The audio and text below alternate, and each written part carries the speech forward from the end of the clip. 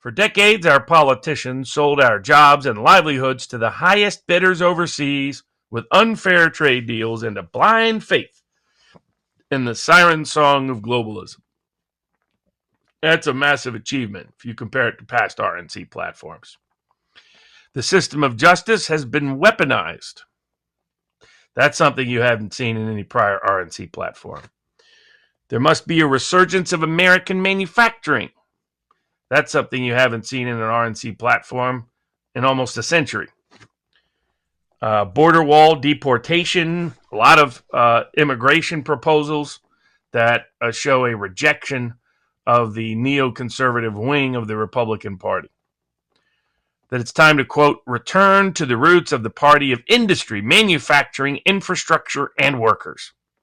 Again, haven't seen that in nearly a century for the Republican Party. We need to have an energy independent manufacturing superpower. There again, old school populist wing of the Republican Party. Seal the border, focus tax cuts on workers, stop outsourcing, prevent World War III, restore peace, protect Social Security and Medicare. There again, you haven't seen that in Republican platforms in a committed way in some time. Secure our elections. So the peace, the borders, the workers, the energy, affordable energy, tying that into inflation, tying that into industry. General discussion of deregulation, but restore peace, shift federal law enforcement to immigration enforcement. That, by the way, is a big Project 2025 objective. Restore the Alien Enemies Act to remove criminals and radicals that are coming into the country. Strict vetting, largest deportation program in history. Cut off chain migration and public resources for illegal immigrants. And federal funding of sanctuary cities.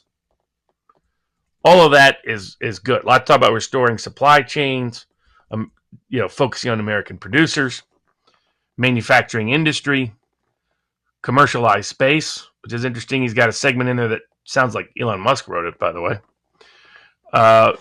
Some broader discussion of boost construction through infrastructure and for homes to make homes more affordable and accessible. Revoke China's most favored nation status. Ban importation of Chinese vehicles and a wide range of Chinese investments into the U.S. Don't cut anything from Medicare or Social Security. No changes in benefits or its conditions. Try to make costs more accessible and healthcare more accessible and cost more affordable. Restore parental rights in the educational structure, school choice.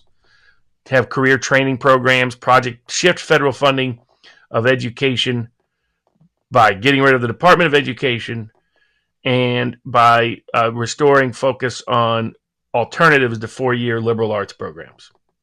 Shelter and treat homeless veterans using what's currently being used to shelter and treat illegal aliens. Revoke visas of foreign nationals who support radical ideologies. Declassify government records and fire corrupt government employees. Ban the federal government from any collusive effort concerning censorship on speech. End illegal discrimination against Christians.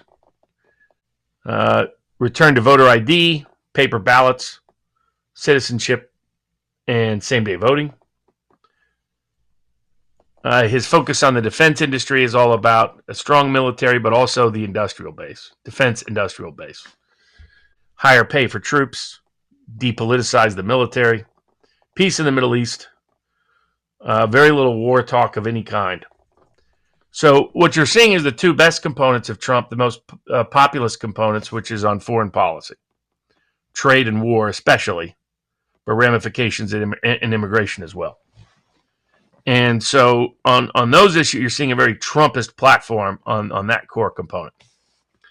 What you're seeing removed is all the war talk, all the hawkish talk, all the corporate talk, all the Wall Street talk, all the let's cut entitlement talk, all of that, all the preachy talk, that's gone.